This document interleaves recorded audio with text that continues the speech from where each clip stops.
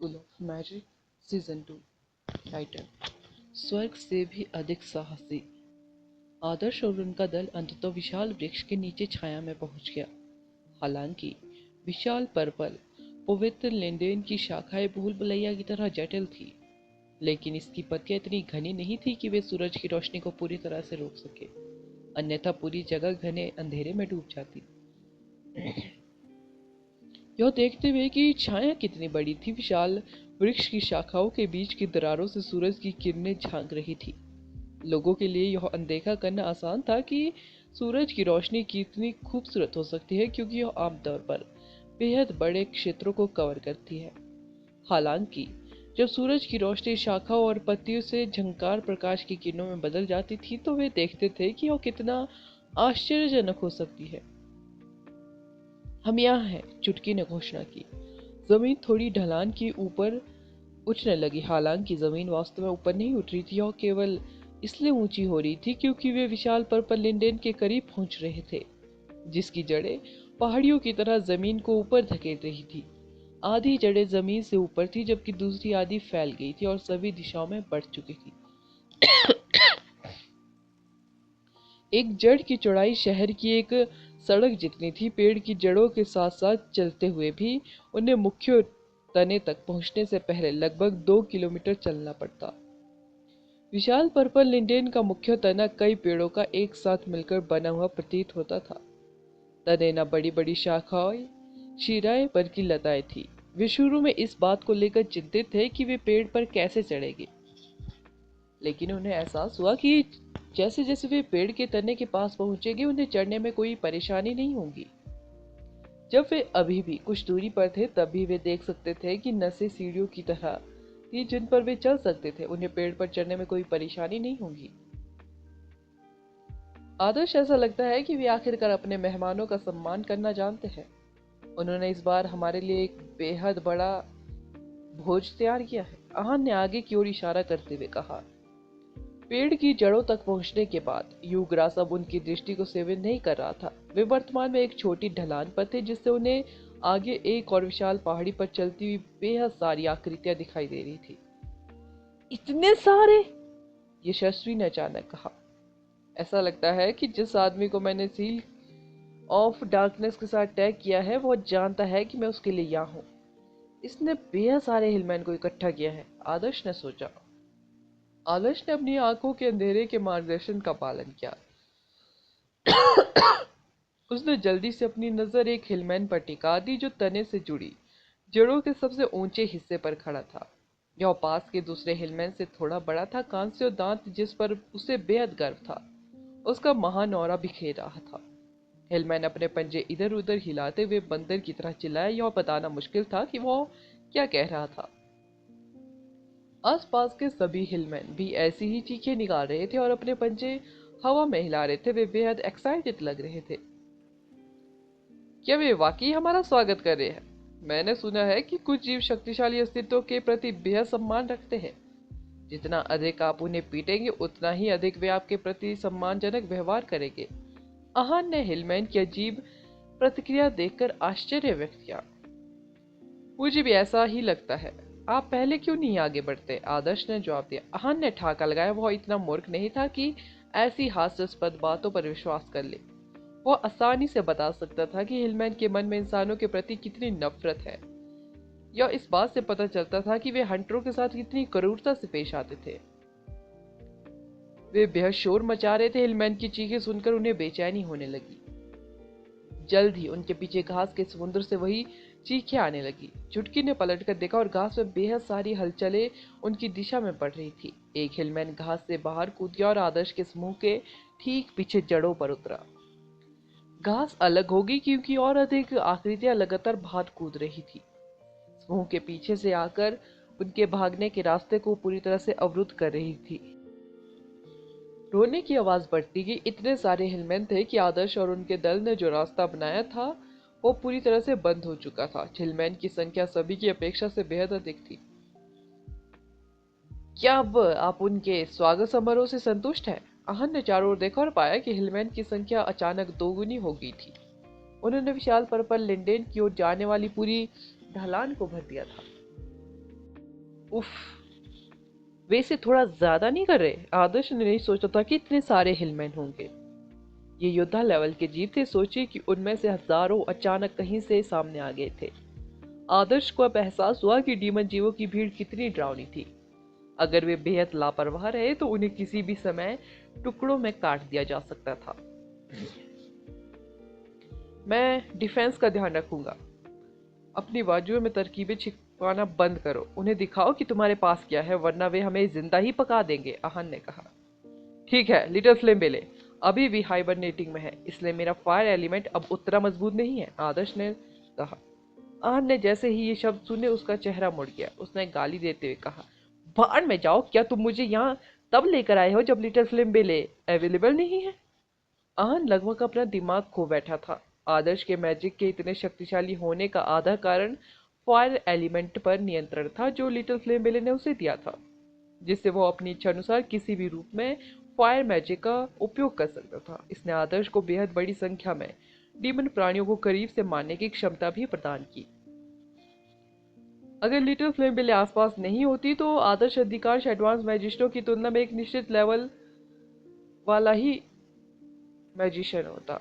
भले ही आदर्श खुद 10 या 20 हिलमैन का सामना कर सकता था, लेकिन वे वर्तमान में कम से कम 3000 हिलमैन का सामना कर रहे थे। कमांडर लेवल के हिलमैन को छोड़ दे तो 3000 योद्धा लेवल के हिलमैन पहले से ही एक अजय लहर थे।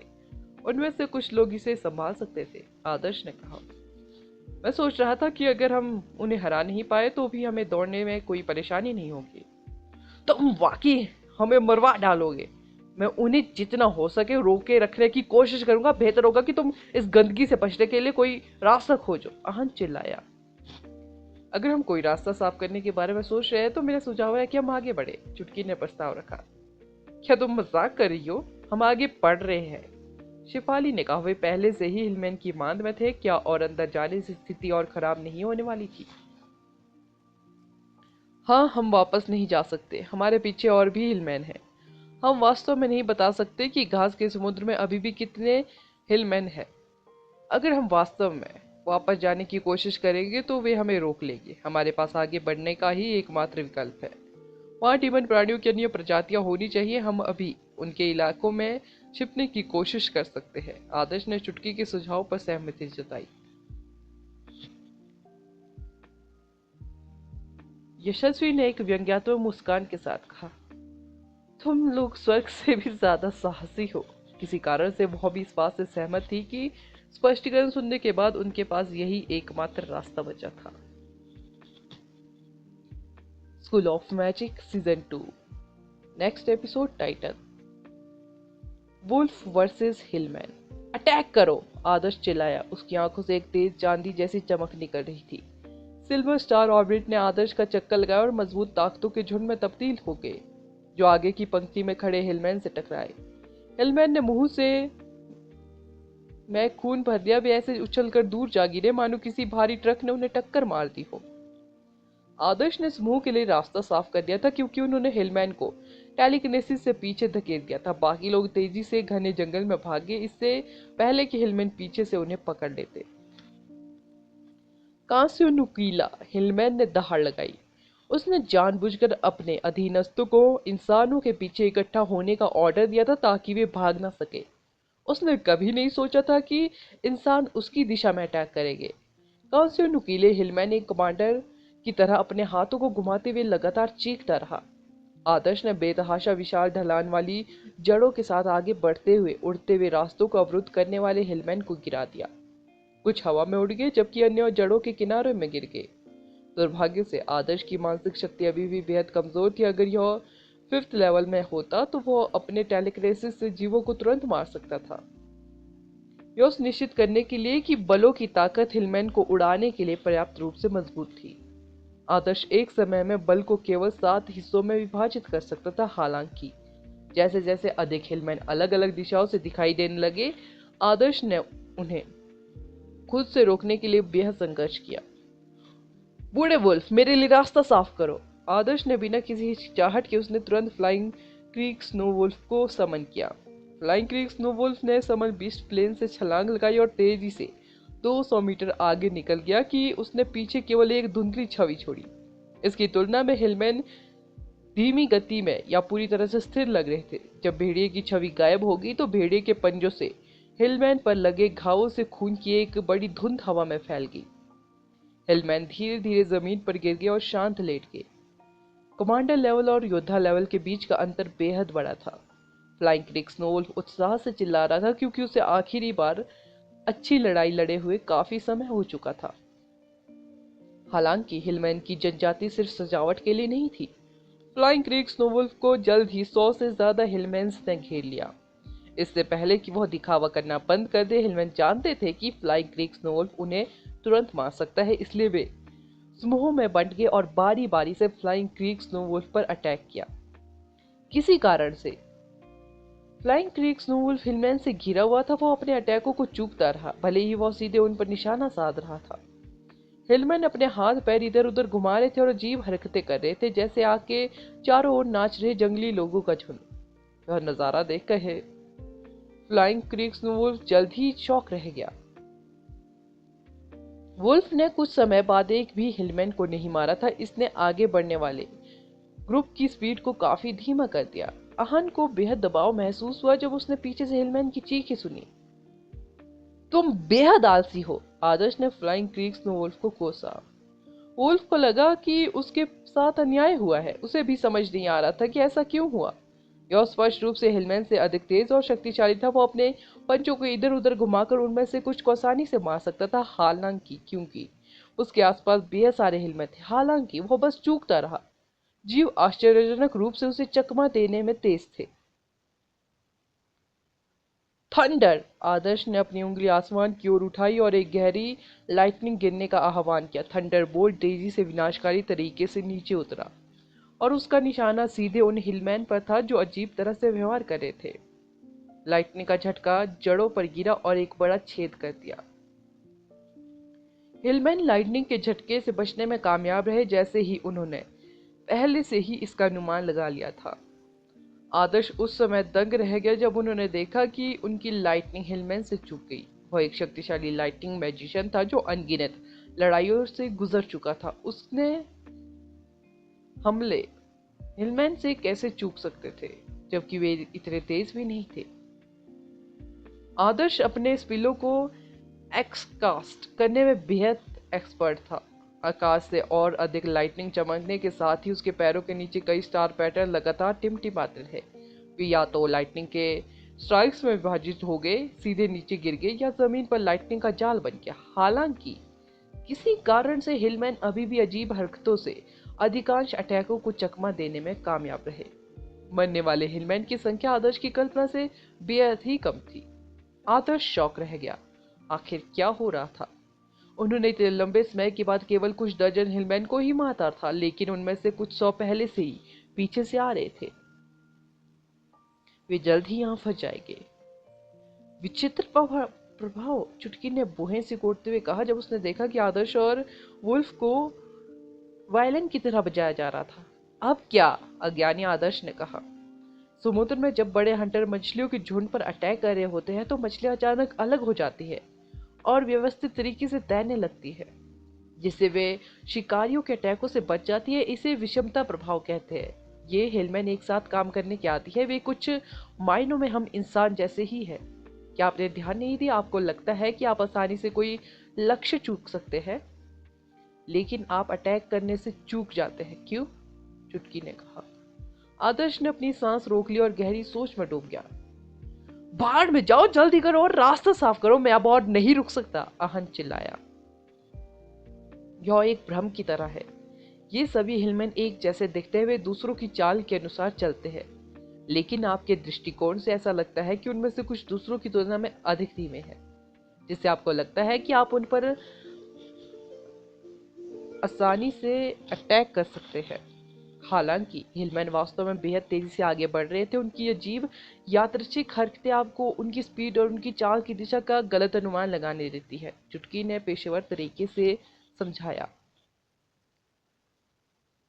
यशस्वी और शेफाली बेहद हैरान थी। एक छोटी सी लड़की इतनी जटिल बातें कैसे जान सकती थी?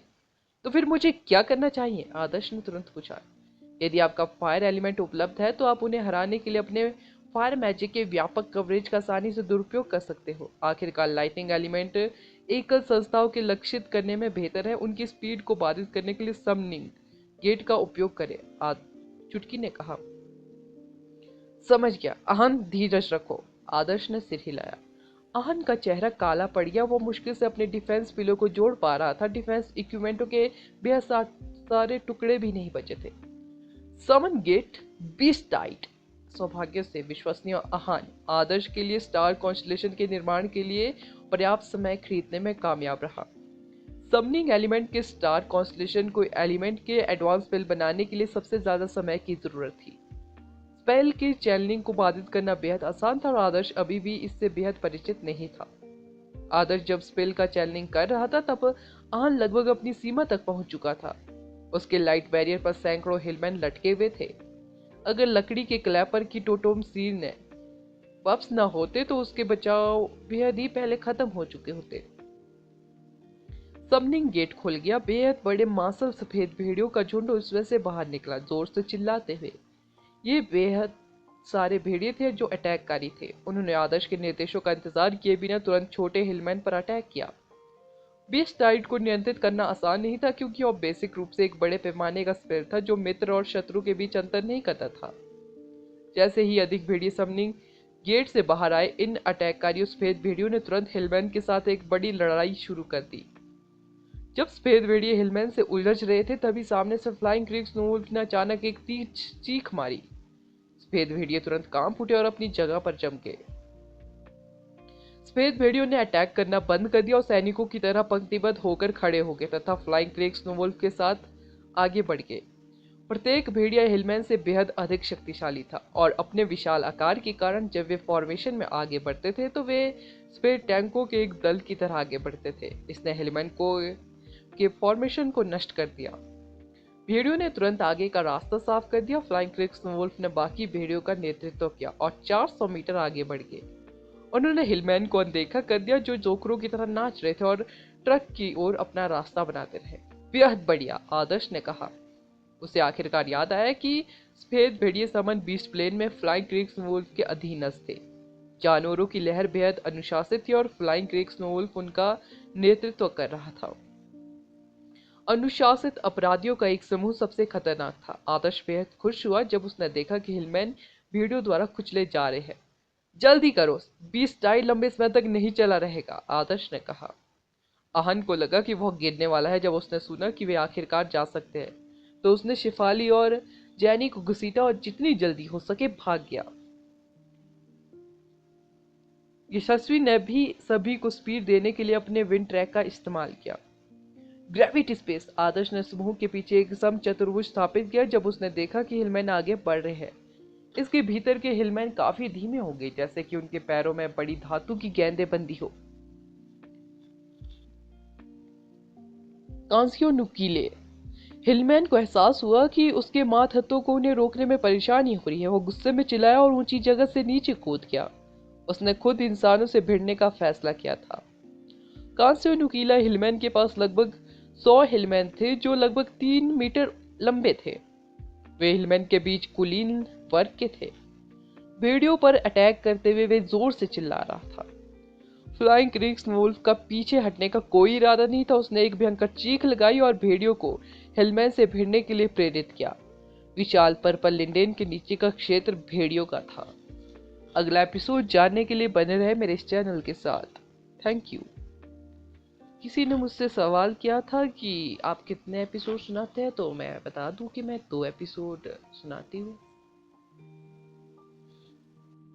15 अगस्त पर एक्स्ट्रा एपिसोड के लिए मैं सोचूंगी। मुझे भी उस दिन हॉलीडे है, पर मुझे मेले में जाना है, फंक्शन में जाना है और सोना भी है बहुत सारा।